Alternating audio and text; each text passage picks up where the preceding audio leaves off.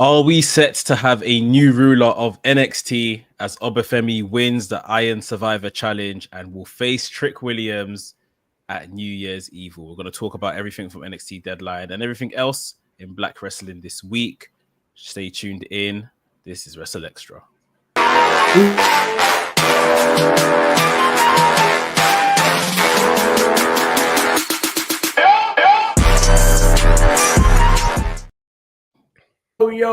Yo, this is WrstlXtra. I'm your boy A Dazzle, the Black Wrestling Advocate, always joined by my trios team, the Real House of Black, Mex, the WrestleManiac, if you will, Yeet, and of course, the omnipresent man. Say his name, he shall appear. That is Gerard Bonner. Oba Femi is the ruler and the Iron Survivor of NXT. Somehow managed to find himself in the Iron Survivor match without a qualifying match, without anything, and has emerged as the winner and is set to face Trick Williams for the NXT Championship. Before we get into predictions of that match, let's head back to what actually happened at Deadline. Mex, just give us a rundown of how it all went down in the men's Iron Survivor match and how Oba Femi came out as the man on top. Yeah, it was very interesting match. They went on first, which was kind of surprising, but you know, I thought they done a good job. I think I will save the plaudits though for the ladies. I thought the ladies Iron Survivor match was exceptional in the main event. But the men done a really good job with the likes of Ethan Page in there. Nathan Fraser was excellent, given that he had another match on the night. Wesley was really fun. Javon Evans as well. And then, of course, we knew it wasn't going to be Eddie Thorpe coming out, and it was a matter of who. In one of my group chats, we had kind of guessed it was either, to be fair, we had all said it's probably going to be Oba Femi, or they'll use like a TNA Joe Hendry to pop the crowd or someone like that. And then I think it was Fightful moments before, like literally hours before Deadline, said that Oba Femi has taken time off and he's in Nigeria. I don't know if you guys saw that. I didn't. You didn't see it? Okay, yeah. So not. there was literally reports out that said that he's currently, that's why he hasn't been on screen. He's taken time off and he's been in Nigeria. So everyone said, okay, well, he's in Nigeria. It's not going to be him then. And then lo and behold, Oba Femi walks out. So he's clearly not in Nigeria. And yeah, he done what Oba Femi does. And you know, he did lose a fall himself and had to end up in the penalty box. But even then, he looked incredible with his little interactions with Ethan Page. And yeah, it doesn't surprise me that you put Oba Femi in that kind of match and Oba Femi walks out. And even the stuff, the digital bits that he done afterwards, he said like, you know, it's happy that it's still Trick Williams as champion. He wants Trick Williams. And you know, this is what New Year's Evil, which is probably what, first weekend or so of January. It's the first Tuesday in January. Okay, Tuesday. So yeah, it's a matter of weeks away at this point. And then, like you said, I guess we'll talk about, you know, what that match is going to look like for both men. But yeah, a good Iron Survivors men match. At any point, did even after Oba Femi walks out, at any point did you think or feel as though there was a possibility that someone else could have came out as the winner of that match, especially given those last few seconds? Obviously, you had that whole thing with Javon Evans almost getting that pinfall, all the rest of it. At any point did you feel as though someone else could have walked away as the Iron Survivor, Gerard? Given how the match is structured, it's not necessarily structured for the strongest or most dominant. It's structured for the best strategist.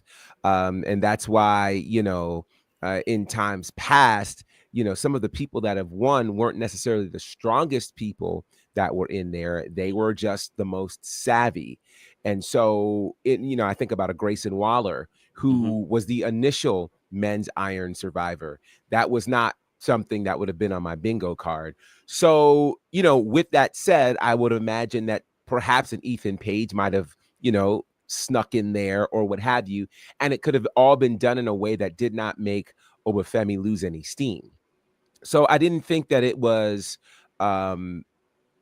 solely a guarantee that Femi would win when he showed up. But I also felt like the other reason that he might not win is because if he did, I don't see how he's the number one contender and not the new NXT champion, which we will get into. So that's where I felt like it could have gone a lot of different ways. And I'll explain my reasoning more once we get to the match. I mean, let's get to that actually. I was going to talk about everyone else's performances, but it's again we're at where we're at. Javon Evans did great. Desmond Xavier. Yes, it looked like Desmond Xavier. I said that name on purpose. Wesley looking like Impact GFW Desmond Xavier with his new look, which works. But like I said, we are where we are. Oba Femi is that guy. We've had this conversation. We've mentioned Oba Femi. The next, the one time he gets a chance at this NXT Championship, the state of the NXT men's division right now, and all the rest of it. Like it's just, it just seems as though it's set in stone. He has this match with Trick Williams, and he's going to emerge as the NXT champion. Is there any possibility? That Oba Femi walks into this match and doesn't walk out as the NXT champion? That's the real question, not the other one.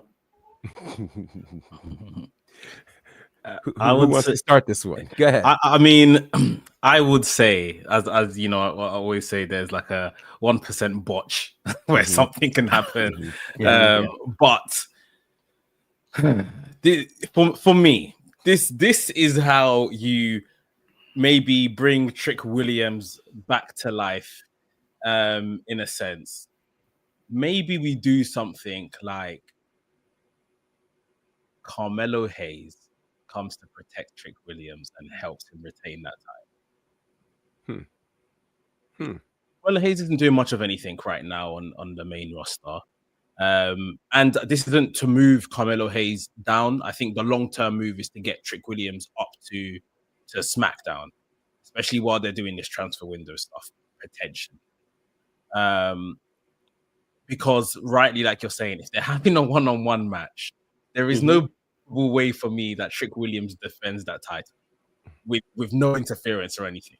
So just based on both men's performances throughout the last couple of years or whatever. So you could have Carmelo Hayes maybe come to protect his old friend, to help his old friend. And maybe that is the beginnings of maybe a slight turn in Trick's character. And it's like Carmelo is helping, almost like a reverse of roles sort of thing.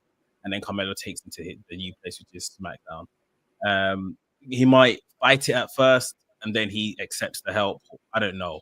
But Trick needs something come that Tuesday to help him retain that title, because I don't see it happening organically. I won't believe it organically. And this is it. Like, for me, the minute Oba Femi was in that match, it's like you don't put someone like that in this match. Now he could have not won it, because it's not like he has to be pinned and he looked weak and all of that. Like Gerard's strategy behind it. Someone could have just got more pins than him elsewhere. But you've chosen to make him win what is now being called WWE's best stipulation match ever. Like, people are really enjoying this. There's a lot of eyes on this. This guy has won it. He's come back from nowhere to win it because he didn't qualify, like you said, Dazzle. So everything is saying that he's going to win that title, unless, like I say, at this point, it's got to be some type of nefarious means that Trick Williams retains by. Maybe he cheats on himself without help and retains it. I don't know, but that's the only way in my book he wins this. He hasn't turned the corner. He had a match on the night. He hasn't turned the corner. I'll just leave it at that. And yeah, it's cheat or lose the title for me. Gerard? Well, for me, to me, everything that happened this weekend put this whole thing in space for me. I don't see any way that Trick Williams wins. For all the reasons that Mex has said. But my thought is when they announced the transfer window, I've been calling it the transfer portal because that just sounds right. When they announced that, what hit me is this. They're obviously reshuffling all of the shows with the design of Raw is Netflix kind of becoming the new A show. Because right now you could make the argument that SmackDown's been the A show because of its affiliation with Fox. Part of that, I think, is to hear Whoop That Trick in the Intuit Dome on January 6th. Now, here's what else gets me. The location of New Year's Evil. It is in LA. The same LA that the night before Raw's Netflix is. So to me, I'm just like, this is the perfect way you usher Trick Williams onto the main roster, onto Raw. Let the Intuit Dome sing his song. Let all those people sing his song. There's enough things that you can do to protect a Trick Williams on a Monday Night Raw to where what he may be missing in the wrestling space will be made up for in the entertainment and charismatic space. I think the shoulders of Oba Femi are broad enough to carry NXT into this new era. He is, interestingly enough, what I think they wanted Trick to be. He's got personality, he's got aura, but he's got the steak to go with the sauce. And because of that, you can put him now in a match against challengers where the champion once again looks like, okay, the champion is the favorite as opposed to being the underdog. There's not a match that we've seen Trick Williams in where we went Trick is the overwhelming favorite. Not one. Particularly if I'm looking at what happens in the ring. We always end up thinking about who's going to carry the brand instead of what's going to happen in the ring. And I think that is the challenge with a Trick Williams on a Raw. There's not as much pressure as there is on NXT because there are already people carrying the brand. Trick can be the feel-good moment that perhaps was once occupied by the New Day. Trick Williams could perhaps be something like that. Maybe it's on Raw that he reunites with Carmelo Hayes and they find something that they do together. But I think here's the deal. I don't believe Trick Williams can beat Oba Femi. If Trick Williams loses the NXT Championship, trying to have him go for the championship for a third time seems anticlimactic. I mean, we've seen this movie before, right? So it feels like he's done what he's supposed to do in that space. Give it to Oba Femi, who can carry it. We've already seen tests of Trick on a SmackDown, on a Raw with random appearances, and people knew who he was. Pull the trigger. We don't have to wait right now to WrestleMania weekend. Fair. One thing I'll just add, I got worried where you just said, Gerard, they put him on the LA show on Raw debut and his music hits and everyone will love him and stuff like that. Because we, of course, and you obviously you mean that sincerely and that's what will happen. And I just worry that he will become / is becoming and then the bell rings wrestler. And then, there isn't anything else after we've all sang Whoop That Trick and stuff. I don't want that for him. Main roster, his packaging will carry on the main roster. And thank God that, WWE isn't the place that they say we're the best wrestler, because you don't need to be the best wrestler in WWE. The packaging, everything, story's correct. Wrestling probably comes after all of that. The main roster is where he should be in terms of his issue is he's not wrestling enough matches with better guys to get better. That's why he needs to be there. The main, yes, I will give him 100%, tenfold in that respect. Funny enough, this was someone that was had the North American title for a weekend or something 3 like days. 3 days.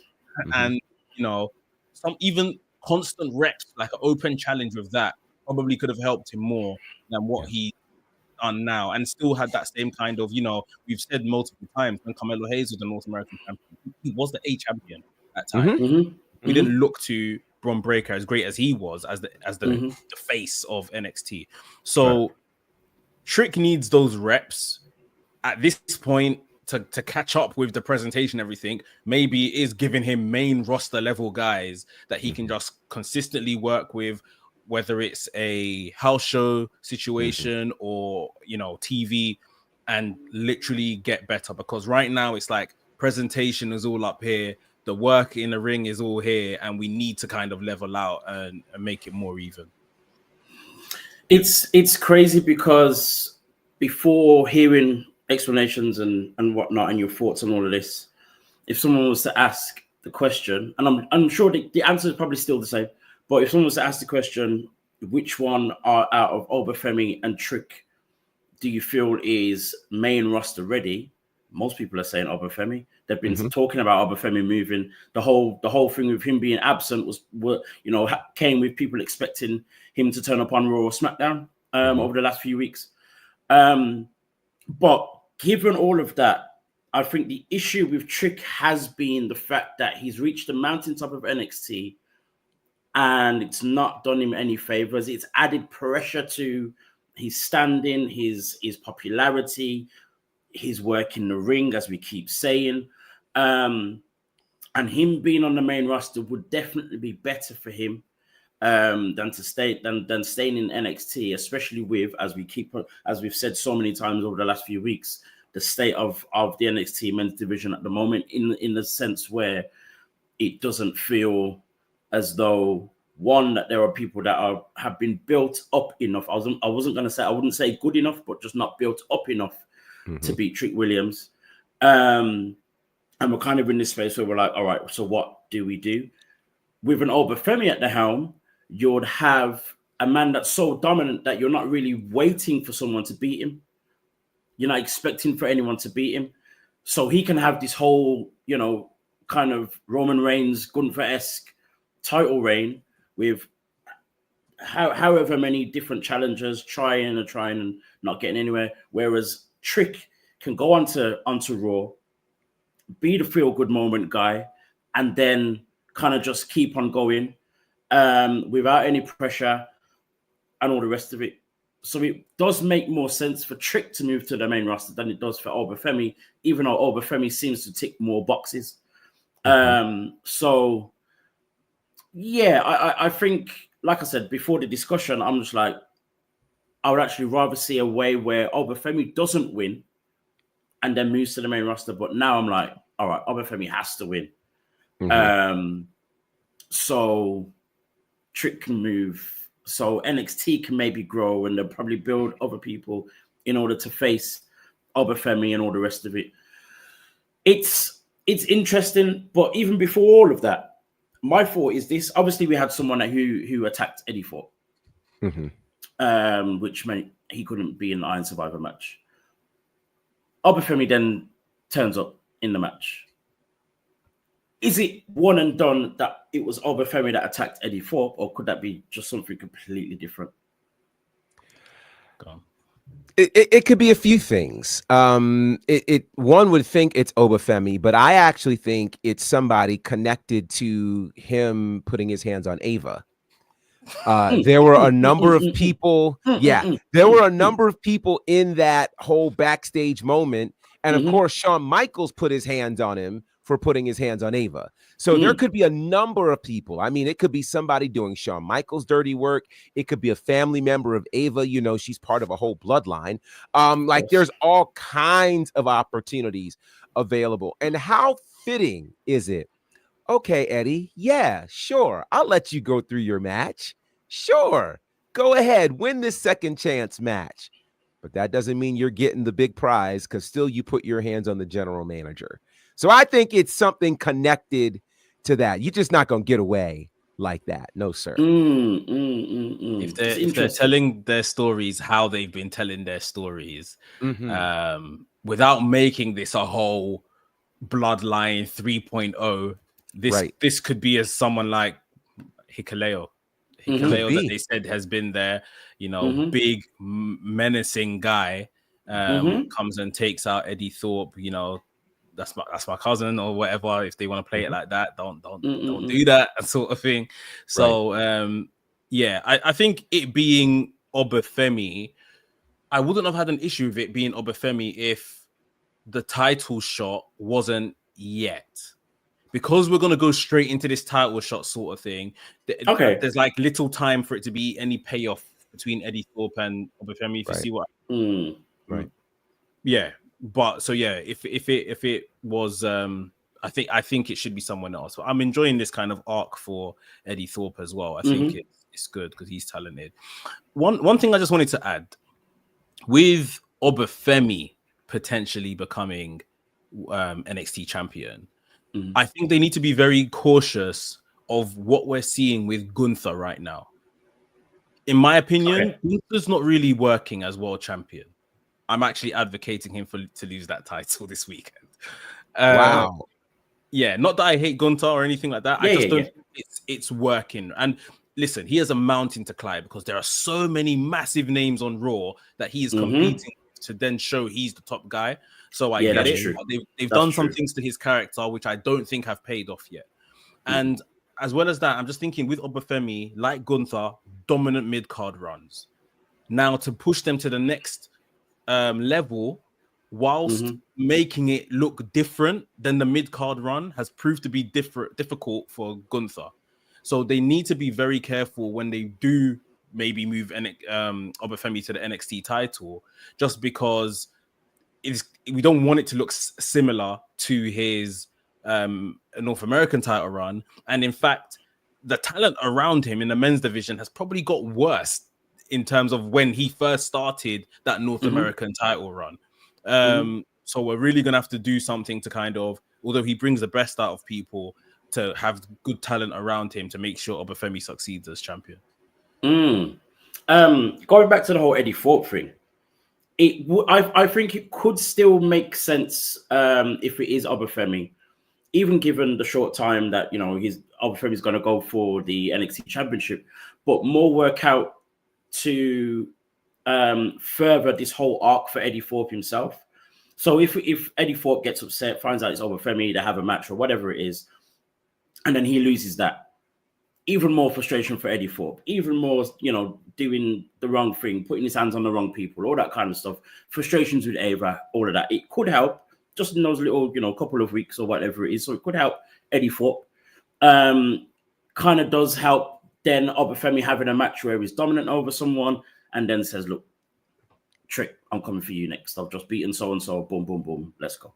So that can still work.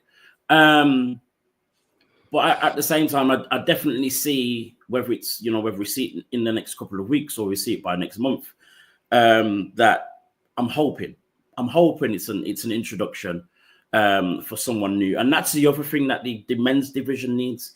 We've had it with the women's division, and you can kind of almost argue that the women's division didn't even need it. But we've had Julia, Stephanie Vaquer, Zarya all come in as new faces straight to the top in the women's division. I think the men's needs that. Who the answer to that is, I have no idea. I don't think Hikuleo necessarily is that. He could be, just as a new face. But it's not going to be, obviously, with the same level of stardom as the three ladies that I mentioned. But I think that's what the men's division needs, is some new people, new men that can shoot straight to the top. It needs an injection. It needs an injection. Yeah, big time. Big time. You injected 3 top stars into the women's division where there was already stars and starlets. Whilst the men's division, like I said this the other day to someone, Axiom and Fraser are probably 2 of the best wrestlers in that men's division, top 5 in NXT, and they're in a tag team together. You see what I mean? This is why they're even having to. I know that's part of the story they're telling on screen, but this is why they have to kind of play up to this. Oh, I want to go for singles gold stuff. they're helping. They're helping the poor situation that is happening right now in that singles division. Like they're two of the best, and they're stuck together ultimately. So we need to do something there. That whole Axiom Fraser thing, them still being tag team champions, is wild. It is wild. Very much well done. It's amazing. I almost thought it was like dead set they were about to lose. Because obviously we've seen what's happened with No Quarter Catch Crew and all of that, and it would have made sense for them to become champions as well. But for them to still it's crazy, and it's building, as you just said, Max, like it's building them two up separately in a very, very good way, while putting more eyes on the tag team division, because then when they next have a match, for the last three matches that they've had, we just literally just waited for them to lose, and it hasn't happened. And so now you're like, okay, when it happens again, all right, how are they gonna play at this time? Like it's crazy. It's brilliantly done, man. They need to have an NXT title feud, those two, between each other. I don't care who's champion right now, but the way they're telling this story, this has to be an NXT title feud one day. Oh, most definitely. Most definitely. I mean, speaking of, NXT and all the rest of it, like, what about this whole thing with Javon and Wesley? Like, are we getting somewhere? Does it feel as though we're playing this whole thing out for a little bit too long? Like, I'm not sure how this one is going to work. Well, they're supposed to fight tonight on NXT.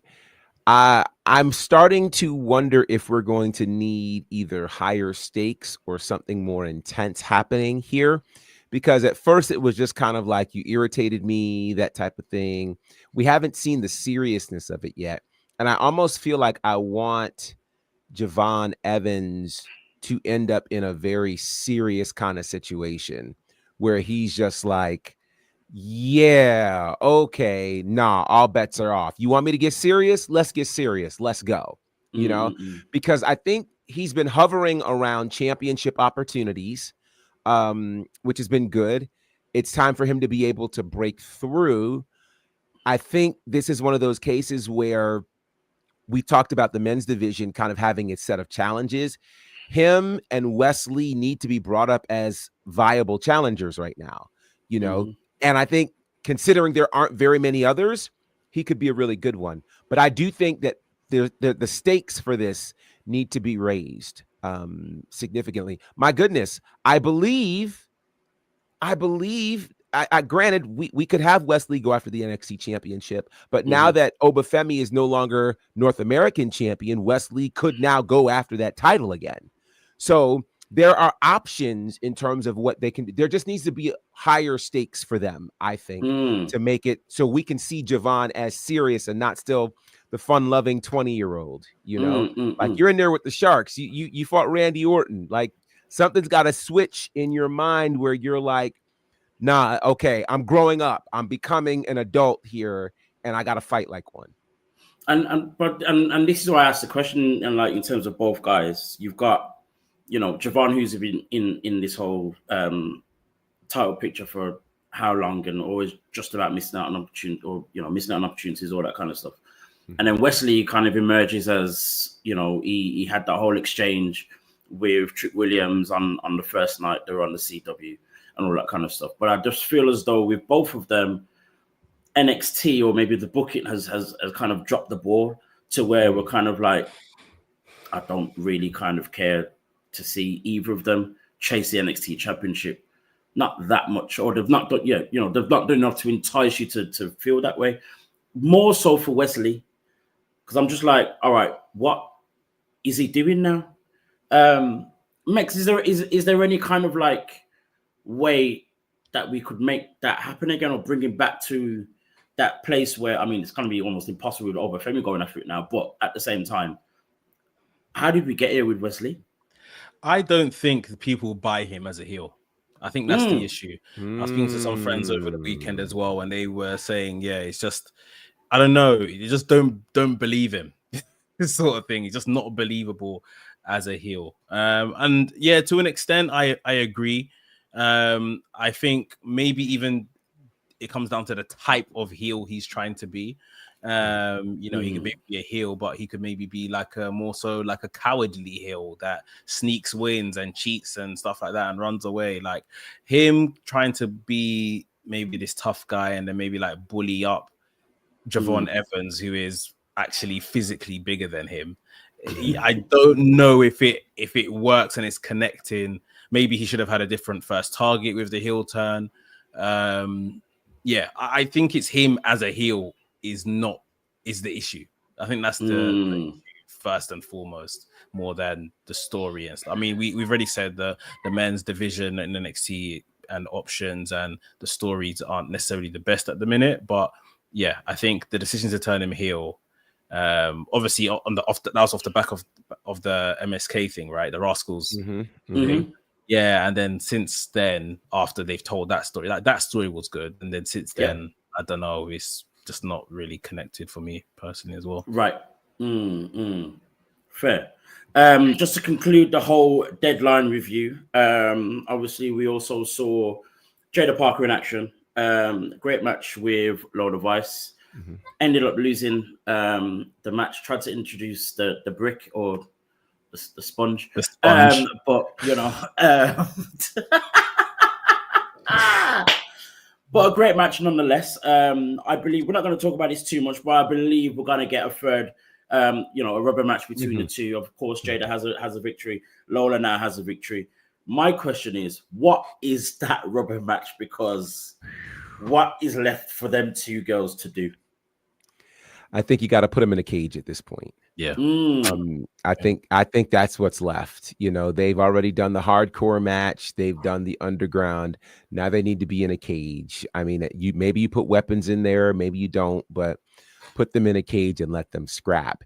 Here's perhaps the best thing about this feud. Nobody really loses. They are both established to the point where you don't see them in a lower light because they've lost to each other. You know, Jada still has that thing, man. Like you see Jada, she talks. I mean, we didn't even get into her promo on live TV last week. Good Lord. I was like, oh my gosh. She is such a problem. Such a problem. So real, so believable. And I think Lola is really trying to still figure out who she can be. You know, I think she was far more comfortable as a heel. And so now it's how do I channel the fans loving me while being this hardcore MMA fighter who happens to be very beautiful? Like, how do I put all of that together? That's a very unusual combination. You know, you did not have Shayna Baszler or Ronda Rousey trying to be beautiful. They were trying to be rough and tough with their Afro puffs, right? So you didn't have, this is a whole different dynamic. And so Lola Vice is trying to figure out, what does this look like? And I think that's one of the reasons why her and Jada are such a great battle, because she doesn't have to worry about trying to be the pretty girl. They're both very pretty. Now she can just fight. And she has to fight. So this is going to be fun to watch. And I think the beautiful thing with this whole thing is whoever comes out on top is going straight for that Women's North American Championship. For sure. Because both of them have kind of, obviously were kind of put together because of, fatal influence. Right. So, it just makes sense. Whoever comes out, whether it's the heel, whether it's the face, can go straight for, what's her name again? Fallon Henley. Fallon Henley. And a championship, so it's going to be crazy. We also saw Sol Ruka in the Women's Iron Survivor match. Mex, I know you're a big fan of that match. Just talk us through that match and Sol Ruka's performance in general, but obviously the outcome of the match. Yeah, very, very good match. Star-studded, mixed with the NXT homegrown. So you had Sol Ruka in there who pretty much stole the show for me. There was a tweet going around that Triple H has found his Osprey in Sol Ruka. Of course, it drove the internet into a frenzy. and brought back the tribalism and stuff like that. But I think she just has like a stupid amount of ability. Like really, there's a criticism right now of obviously all the NIL people and stuff are from these sports collegiate backgrounds, and it's just WWE are hiring gymnasts. But she's someone that really mixes wrestling well with her athletic ability. Another person I got high praise over the weekend was Ren Sinclair. A lot of brilliant. I find her very fun, just very kind of entertaining sort of thing. And she's playing that role very well, and she got over massive in that match as well with some of the spots. Then of course you had the three big international stars in Vakur and Julia and Zarya. And who was the fifth? Sorry. That's all five. Yeah, that's all five. Oh, five. Yeah, it's all five. Yeah, and those guys was great. I was actually kind of disappointed that Vakur came out as late as she did, because I wanted to see some more with her. But her and Julia had some good interactions, pulling each other out of pins and stuff like that. So I guess that friendship is breaking up. And then for Julia to get the win, what I thought was really good. I thought the celebrations was very surprising, very extravagant. Like, I was like, remember, you're just the number one contender. You haven't won, you haven't won a tournament, you haven't won the belt, but they clearly wanted to make a point of, putting them in the main event and then giving her that moment. So yeah, I think it's still on course, because we were talking about this, and I think we had all probably said that Stephanie Vakur was gonna get the win here. But I thought even if she did get the win here, I didn't see her winning the belt until Stand and Deliver. So it only makes me think now that maybe Roxanne drops the belt before Stand and Deliver, and the actual Stand and Deliver match is Julia versus Stephanie. I've been saying that makes a lot more sense. Yeah, I thought the match was going to be like Roxanne Stephanie to give her that kind of swan song, and literally a year of holding that title from when she won it. But it seems like they might press the button beforehand, maybe include Roxanne in this transfer window stuff, and you get the big international match of Julia and Stephanie Vakur at Stand and Deliver. But yeah, the women absolutely smashed it. Great match. Yeah. And I find it funny that that when we were talking about this whole thing last week, and especially the last chance fatal 4-way for the women, we were dead set like, Red Sinclair's not going to win. Yeah. She didn't know. She didn't know she won it either. Right. Exactly. Right. Well, true. But that was a massive surprise. But she definitely held her own and played her part. In the Unsurvivor match, it was phenomenal from her, definitely. But yeah, very surprised to see Julia win. But I feel as though I don't think they can have Julia lose again to Roxanne. So she must be winning that title, and then we're setting up for Stand and Deliver. Stephanie needs to win. I think Stephanie needs to be NXT Women's Champion as soon as possible. So that needs to happen. Zarya's got time. Zarya's not like the big massive star. She's kind of like, people are learning who she is now. Whereas the other two, everyone knew who she was. Yeah, I was gonna say, sorry, low key, Zarya is brilliant. Zarya is amazing, bro. Yes. Such a small kind of petite yet buff woman. She makes it known, like, I'm not gonna play second or third fiddle to these two in Julia and Stephanie Vakur. I'm gonna come in, I'm gonna do my big power moves, I'm gonna get myself over. Like, I really find her entertaining to watch. I think you're talking about people that are gonna win the North American title. I think she might be next.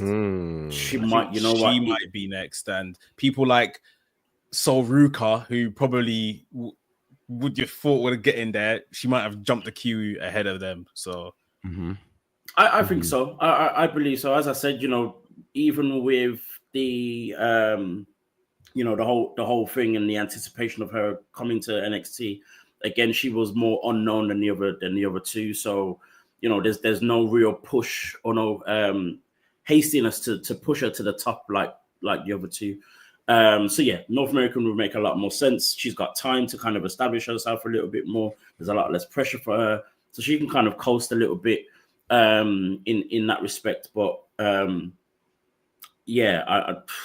women's division is just ridiculous. It's just stupid. It's just stupid. And we've not even talked. obviously we don't necessarily talk about this kind of thing on this show, but you know, you still got Gigi Dolan who's just come back.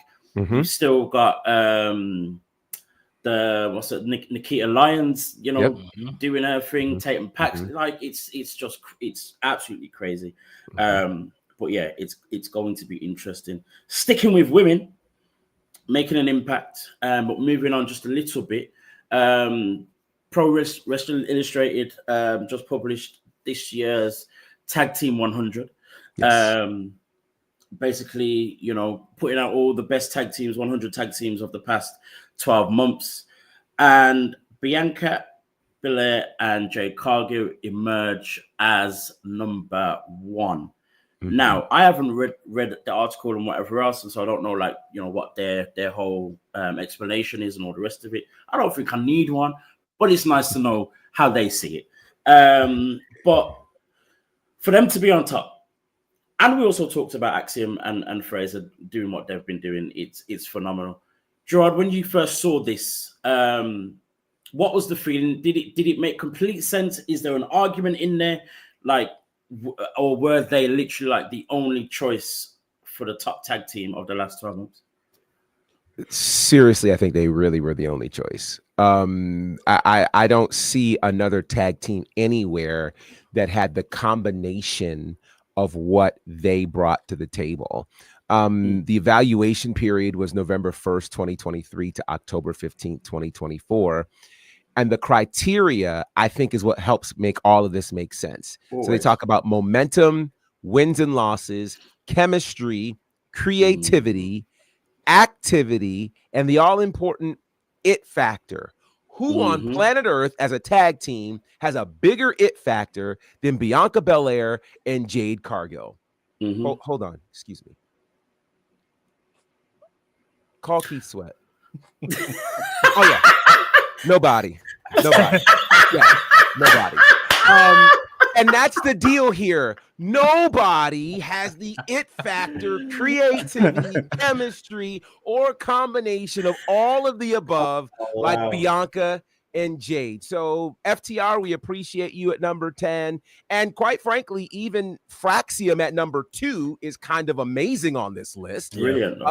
But you look at what they did, you know, Saturday night, and you go, okay, I can't argue with it. They're amazing. They're incredible. So yes, Bianca and Jade, number 1.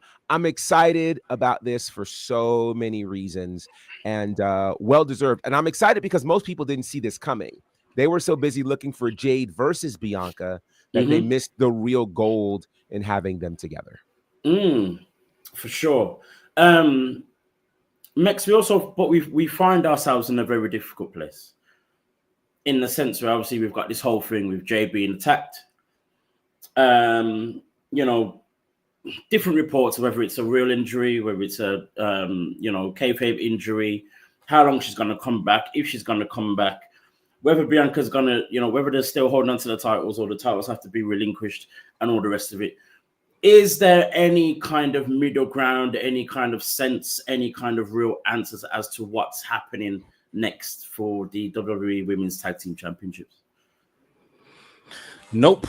I think what I was actually thinking the other day is that they are now purposely keeping the tag team titles with them, although they haven't cleared up Jade's actual status. Is she injured? Is she not? Whatever the case is.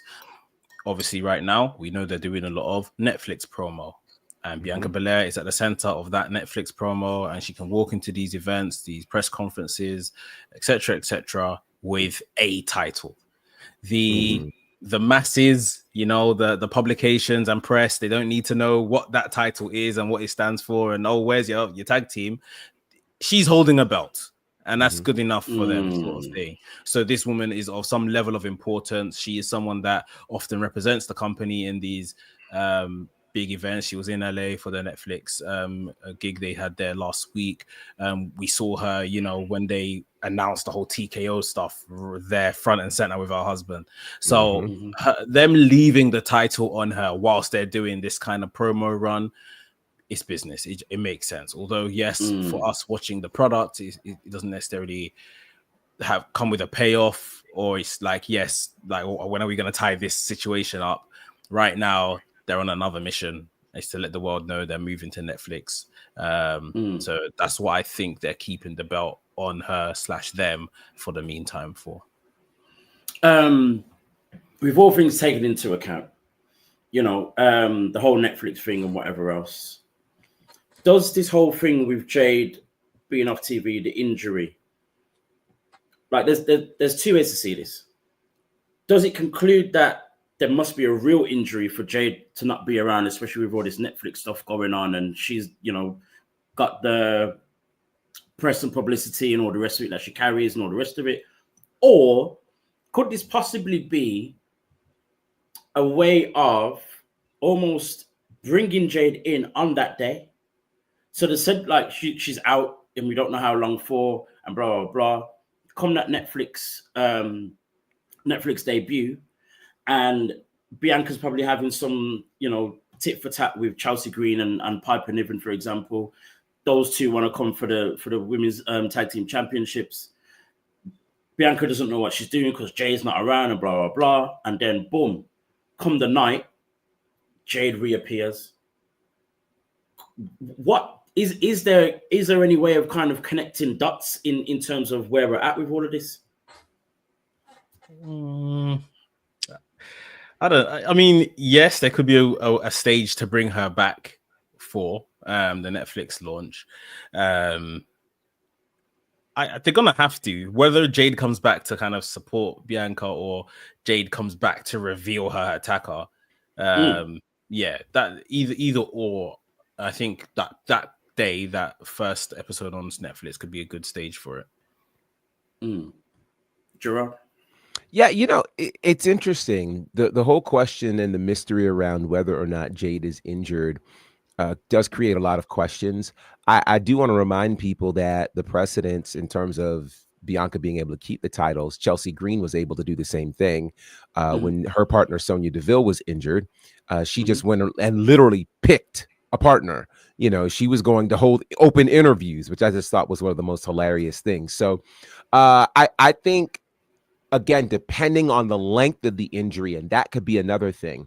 So it may be a space where they know she's not going to be out for like 6 months or something. So there's no need to replace her tag team partner or what have you. They know something we don't, obviously. And I think based on that is why we haven't seen those titles stripped from Bianca and Jade at this point. And I think whenever Jade gets back, it's going to be a massive win, because now we'll figure out who in the world attacked her. And that's going to be a problem when we figure that out. And I hope it's not who it looks like it is. Can we talk about that quickly? Let's go. Because it's got to be one of those two in terms of Bianca Belair or Naomi at this point. Like, it's feeling like Naomi right now.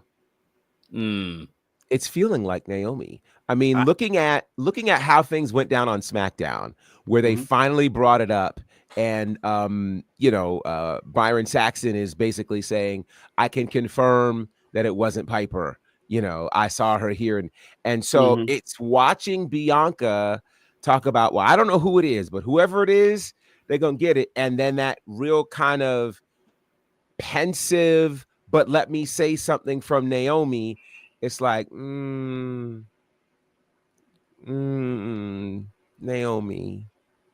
It's interesting. I hope it's not her. I don't want it to be her. I love the big three, but I don't know. I want it to be Bianca. Oh, I'm back here again. I'm back here again. I just think like it, and yeah, there could be an argument like, how do we make it all make sense? That's what my question was going to be. Like, how do you make sense of that?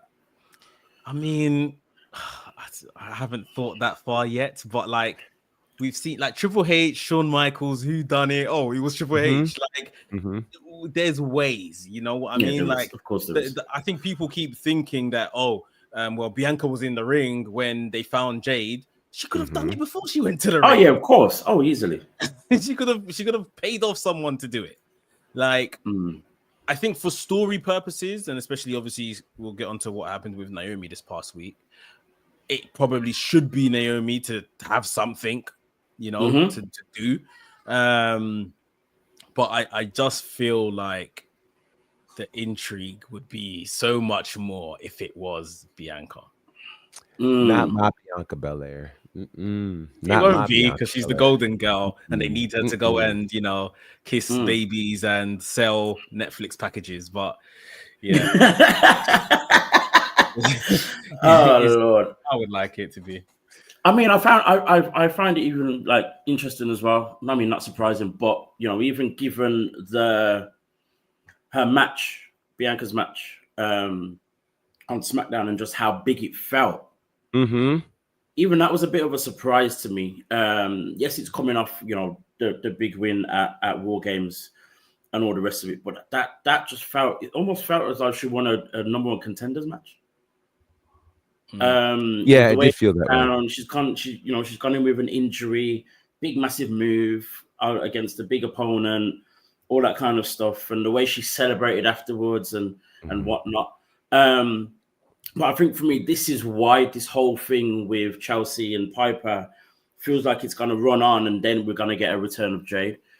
And on top of that, let's talk about this whole thing with Naomi. Like, she was most people's favorite to win this United States Championship, to be the inaugural champion.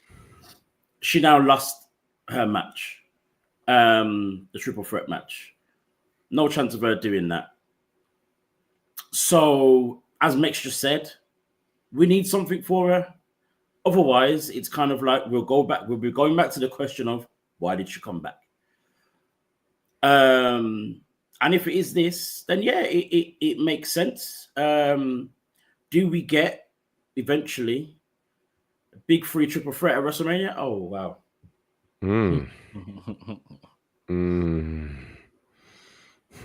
That would be interesting. Or do we get, Bianca and Jade versus Naomi and Bayley?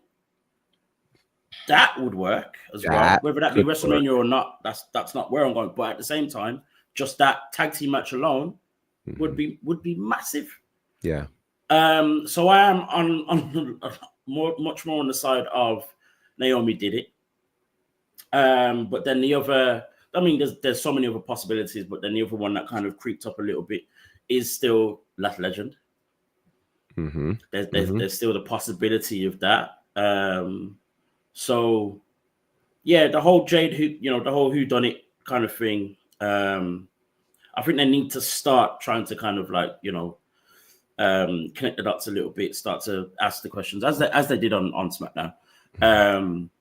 I think really make it a big thing.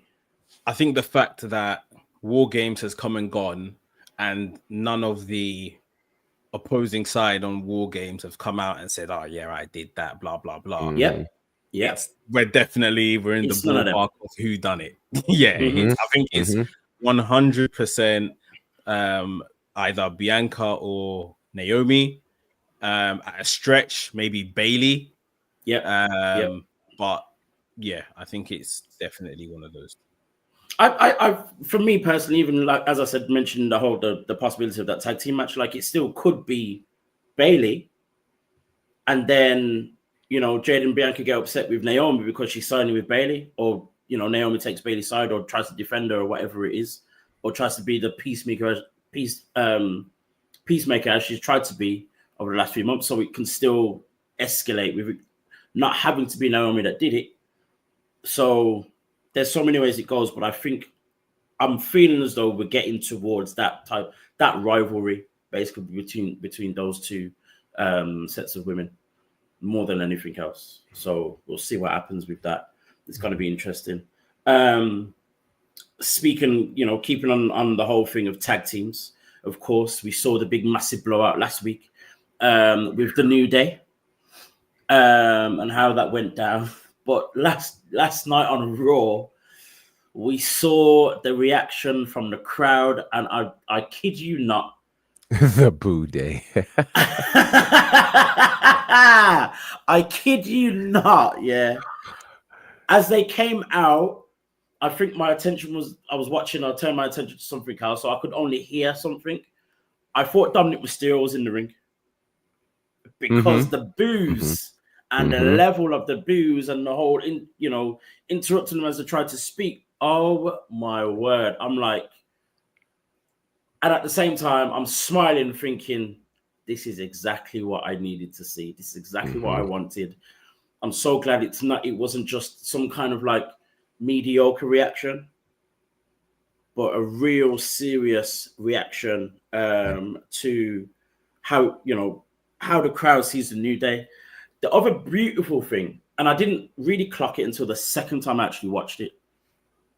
They started out with an interview backstage with Kathy Kelly. Yeah. Xavier Woods took the camera. Yeah. And I'm thinking, oh, what are they going to do with this? What are they going to do? Da, da, da, da, da. But then they got to the ring. Xavier's put the camera down on the stairs and then carried on into the ring. I was like, what was the point in that? When I watched it again, what I didn't realize is Xavier's filming the crowd's reaction. It was that that had me like, oh my God, like it was completely different, something new, and all of that. Like, Mex, you've talked about it before, where they're doing this thing now with, going from backstage through Gorilla into the crowd. We've seen exchanges with, the New Day in that like those little. Talk to me just how poignant those little things can be to this whole story, or just the show in general.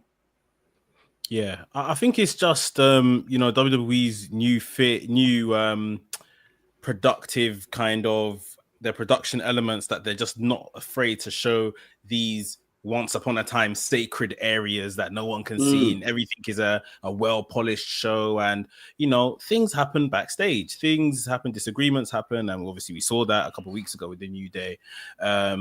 Even so much like where they showed them coming in as they do with everyone else and trying to greet people, and people just like, nah, like we don't mess with you guys anymore, sort of thing. Like just showing what this entire WWE universe thinks of them, not just us as fans, the people behind the stage, whether they just be stage hands or their colleagues as wrestlers. So yeah, I think it's just a nice way to really give that fly on the wall aspect, that you could just have a look at what's happening.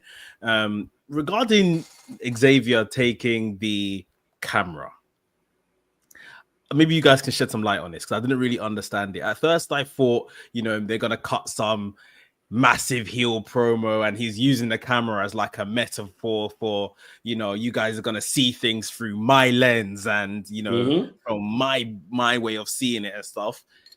And then obviously they just had, massive boos and never really cut anything, which was great. They garnered the reaction of what they needed and got out of there, sort of thing.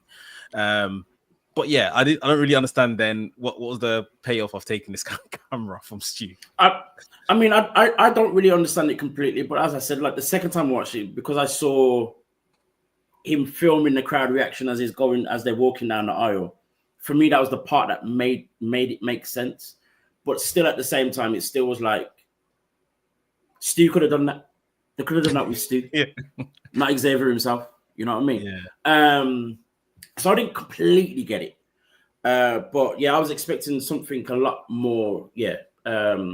Just literally expecting something a lot more, to be honest. But they did it. It was something different. It worked. I think for me, the other part that I noticed when I watched it again the second time, not so much the whole thing with the camera, but the fact that they've walked out to no music.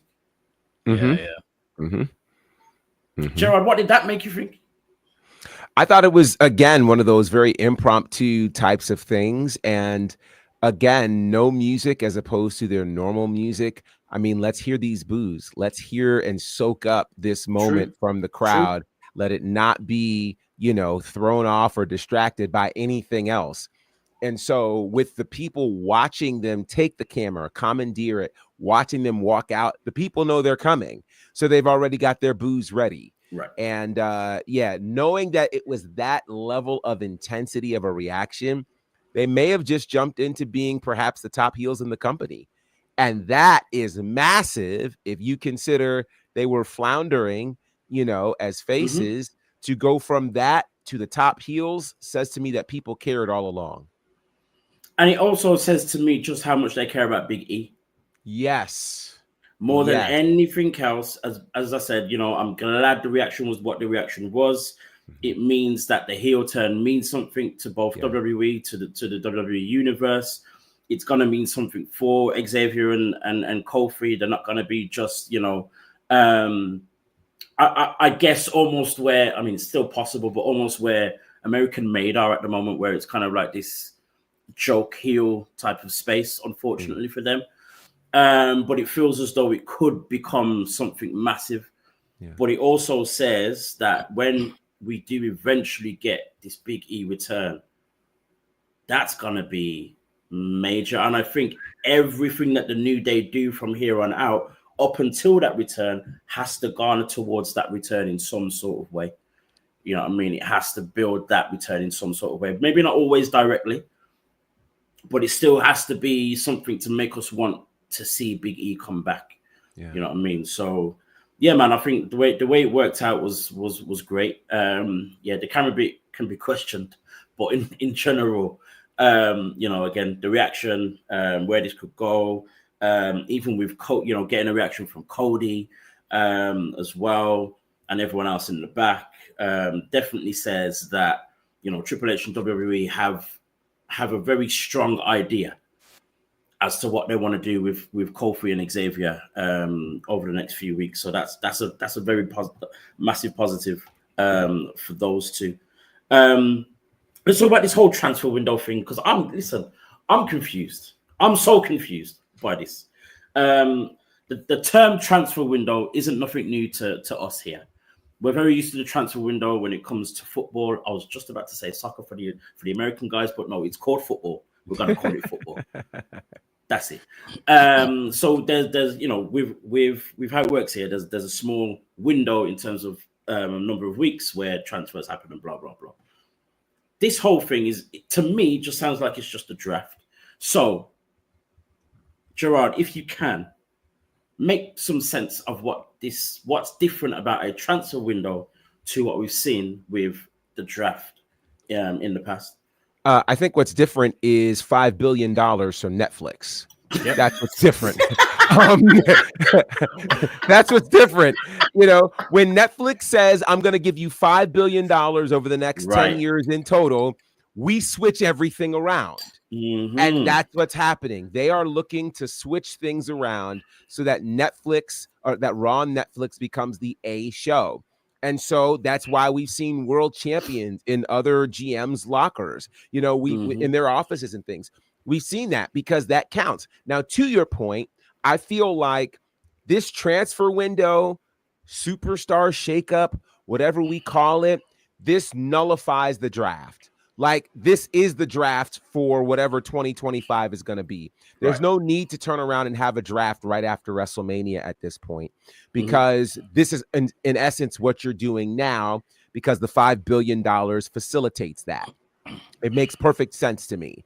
That is the explanation of this window. And I at least appreciate their willingness to tell us that they're going to have this transfer portal. I keep calling it a portal because it just sounds better to me that way. It's good that they're telling us this so we understand over the next couple of weeks when we see these faces in other spaces, we understand why. I appreciate that they're willing to make some shifts in NXT and SmackDown as well to facilitate and accommodate all of this, because everybody's moved. SmackDown has moved. NXT has moved. Raw has moved. So let's readjust all of these things. And I think they have 5 billion reasons why they're not doing a draft. Mex, in terms of this whole window, who can move, blah, blah, blah, in your mind, what do you think are some movements that are maybe obvious or expected to happen? I think for me, the way I'm seeing it is, okay, well, in terms of movements, firstly, like your question asks, Cody, the WWE champion, has to be on the top show, the A show. So Cody's gone, Gunther's going the other way. I think that is 100% a done deal. I think everyone else is just pretty much like a as and when sort of thing. I think they need to kind of separate. Is it the LWO and Legado del Fantasma? Yeah. Okay. Let's separate the two of them. Yeah. Well, in fact, they're separated now, aren't they? They are. One's on SmackDown. Right. Oh, LW yeah, Raw. I think. Oh my God. But yeah, You wouldn't it even feels know like it feels like they're still hilarious. warring. I don't know, That's but hilarious. yeah, like tag teams, I wouldn't say, we've pretty much just started re-establishing tag teams. So maybe we just need to get more of a balance, especially where we're living in a time where DIY have just turned heel. Street Profits look like they're exploring that avenue. So maybe we need to kind of switch that up. Maybe split up some of these Judgment Day people. So if you're going to leave Damien and Rhea on Raw, and move the rest of the Judgment Day over to SmackDown or something like that. Again, put the WWE Women's Champion on Raw, so those belts are kind of together. Yeah, just some stuff like that. I think as a wider piece, which I'm actually going to just do a video on, is the women stuff. SmackDown's becoming 3 hours. Obviously, Raw's returning to 3 hours. I'm watching Deadline, and I'm just thinking this pipeline that they're making is crazy when it comes to the women. Absolutely crazy. Yes, they've made 2 belts extra on the main roster. Probably another reason as to why they don't feel the need to take the belt off Bianca, whilst they're kind of doing that stuff. But you look at a SmackDown US title tournament, star-studded and a few upcomers, like it looks good. I don't think the Raw one looks the same. I don't think the Raw one has that level of really star. doesn't. Definitely. So I think this is where we may have to call on, well, like we've already mentioned, a possible Roxanne Perez. We may have to call on a Lash Legend. We might have to move some of these women up to balance it. They've created something in extra titles to keep women in WWE, because right now I just feel like they've got more women than they can like give spots to and give time to. Especially time is the most important thing, because the women get always the short end of the stick in regards to that. So I do think we might see quite a few NXT women come up in this shake-up draft to help with these new mid-card titles they've given them. But yeah, I'm looking forward to it because of the change it may bring. But yeah, I think it's more so getting the WWE world titles on the main show and all the heavy hitting stuff on the main show without imbalancing it too much. It's going to be very, very interesting. As you said, like, it's, to me, it's basically the draft, but just kind of, repackaged slightly and all that kind of thing. And it makes sense. It all just, I guess it just only feels weird because it's before Mania or so close before Mania. But again, as Gerard said, 5 billion reasons as to exactly why. The way they're talking about this whole debut on Netflix, apparently, they're approaching it almost like a night of WrestleMania. Oh, for sure. With just how big it's gonna be and what they're looking to do and all the rest of it. And even just with us speaking about different topics that have happened throughout the week, we're coming back to stories connected to the Netflix debut, or trying to connect, or every single thing that we've talked about to this Netflix debut. I think it's just I'm expecting to be massive, and I don't think my expectation is actually too high either. And that's the crazy part of it. It's definitely going to be a massive game changer. And I think it makes sense that Cody is going to go onto Raw. I believe I'm hearing Roman Reigns is strong possibility going onto Raw because they want him on there, and it is the big star. You know what I mean? And all of that as well. So it's going to be very interesting to see how it all plays out. Before the show ends, Gerard, I want to give you some time to talk about. We've been talking about shockers, the expected shockers. Netflix and whatever else. But mate, there's this company called Ashe Wrestling, and they had their own shocker over the weekend. Talk to us about that, mate. So Ashe Wrestling celebrated its 1-year anniversary this weekend, and in that we had a one-night tournament to crown the inaugural Ashe Wrestling Men's Champion. 8 men involved, and the 8th spot, there was a qualifier match scheduled for that involving Owen Knight and Darian Bankston. That all went down. That was great. It was the first round match between Billy Dixon and Trevor Eon, where it just felt like the whole world came apart. Billy Dixon won the match, but Trevor Eon, there ended up being this fight between Rayhan Anteas and Null, and then a number of people got involved, including Jordan Holt.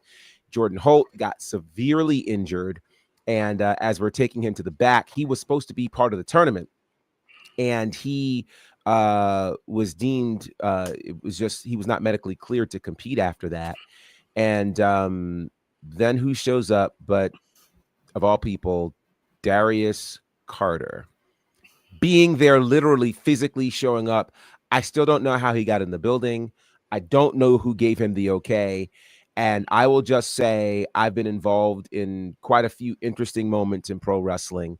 That night, Saturday night, may have been the wildest and craziest night I have ever been a part of.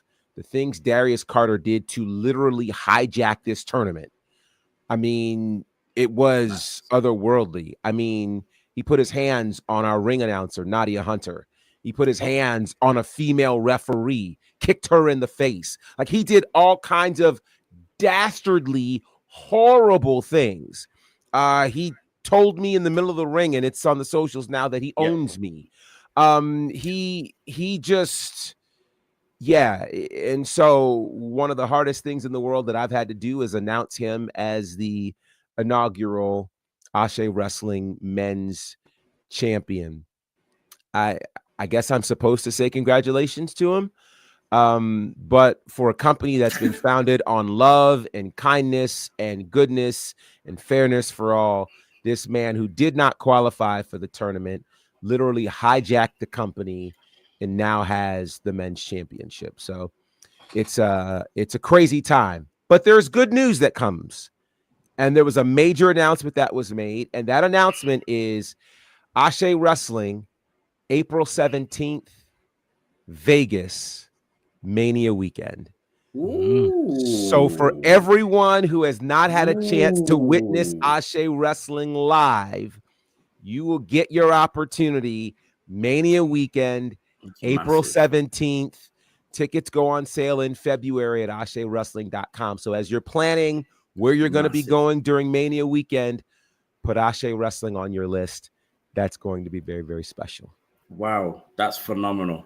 But going back to the heel of all heels, that is Darius Carter. Like, this is one of like the craziest things I've heard in a long time. But as a fan, as a neutral journalist, I find it as one of the most like brilliant stories that I've seen in wrestling in a long time. To where you know he was supposed to have a qualifying match, decided not to turn up, doing his thing, being the guy that he is whenever he can, and then still finding some way to hijack the tournament and then win. It was insane. Is crazy. Insane. Yeah, it's absolute madness. What else happened? I know there was a triple threat women's match. Yes, triple threat match that happened between Jada Stone, Jordan Blade, and Karen Bam Bam Renee. And it was another wild match, which this is just one of those things you have to see, because as I tell you, you're not going to believe me. So you have to see it. Jada Stone power bombs Karen Bam Bam Renee. No, she didn't. You have to see it. I never thought I'd see anything quite like it. You have to see it. So that, the whole tournament, the hijacking of this company, AsheWrestling.com. It's available for streaming right now. It did stream live over the weekend. So shout out to everybody who watched live, but you can go back and watch it now. It's just incredible what happened that night. And yeah, all the way around, people are saying it's the best show that's ever happened at Ashe, and it's one of the wildest nights I've ever been a part of. Craziness. I believe there was something else that you recently found out. Yes. Literal breaking share. news while we are on the air. And that is this. We've talked quite a bit about All Caribbean Wrestling and the things that All Caribbean's been doing, all of these tours that have happened, a lot of concentration in the Caribbean and the like. Well, massive news. It literally has just been announced that All Caribbean Wrestling has signed officially a TV deal. A TV deal for All Caribbean Wrestling, launching a brand new show. The new show is called Saturday Night Vibe. It will begin airing on March the 1st on a network called Tempo Networks, which is a huge network in the Caribbean. A lot of big things are happening connected to that. The deal with this is kind of crazy. It's a multi-year deal with Tempo, and Tempo is currently broadcast right now in 24 Caribbean islands with approximately 3 million viewers. It's also available in the States, in the tri-state area, New York, New Jersey, Connecticut, so people will be able to watch. Again, the new show premieres on March the 1st, 5:30 p.m. Eastern is the time for that.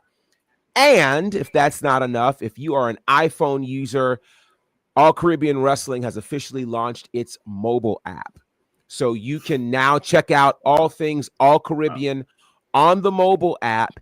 And if you're unable to check out Tempo Networks in your area, you will be able to watch the shows on the mobile app as well, along with the pay-per-views live as they happen and the full library of All Caribbean. It's available right now for iPhone users, the All Caribbean Wrestling mobile app. It will be available for Android users soon, but a lot of things happening in the world of All Caribbean Wrestling. Shout out to JB Cool and all of the good people at All Caribbean Wrestling. Some major things happening. Again, March 1st, 2025, the debut of the new show, Saturday Night Vibe, multi-year deal signed with Tempo Networks. That is phenomenal news. Very impressive. Wow. A TV multi-year TV deal. Multi-year TV deal. And All Caribbean has been running for what? Their debut show was what? A year and a half ago, something like that? It's been a little longer. They've been running for a while, but then they, really kind of re-upped things like 2021 or so. So it's been a few years. Right. Yeah. That's right. Yeah. That's right. Wow. That's either way. That's phenomenal stuff. Great news, man. Great news. So, it's one of those things where, it's not just the WWE, AEW, and NXT we can watch. We've got Ashe, we've the crazy storylines and crazy happenings there. All Caribbean are doing their thing, and so many other more, so much more stuff to watch and sink your teeth into, of course. With all of that said, this has been our time. This is WrstlXtra you're watching on the WrestleManiac UK YouTube channel. Don't forget to like and subscribe to see when this guy Mex puts out all of his reactions and videos to WWE, AEW, everything else in between, as well as his exclusive interviews as well. You can also find Mex on the Wrestling's YouTube channel with the man them. Don't forget to like and subscribe to see them every single week. Their weekly show as well as their extra content. Mex is also with Gorilla Position. Find him on WWE GP on all socials and on YouTube. And you can also find Mex on Instagram, WrestleManiac.uk, and on X, WrestleManiac UK. Find this guy, Gerard Bonner. Say his name, who will appear, or he's on all things Bonafide, as well as his own show, The Faction Show, as well as WWT Live every Monday, Wednesday, and Friday, and all of his broadcasting and commentary with All Caribbean Wrestling. I mean, we're going to see Gerard on Caribbean television. Nice. That's a crazy thought. Nice. Yeah, Nice, that's about to happen. Nice. So you can find him there on All Caribbean Wrestling. Arshay, of course, don't forget to check out check out their 1 year anniversary show on arshaywrestling.com. You can also find Gerard with Southern Honor Wrestling, Turnbuckle Championship Wrestling, IWE. Did I say Southern Honor already? The Nightmare Factory, that's the other one I didn't say. There we go. But you can also find me in one place that you need to find me, which is Black Wrestle Alliance on Instagram. I'll make it easy for you. Guys, this has been our time. Thank you for joining us, and we will see you again next time.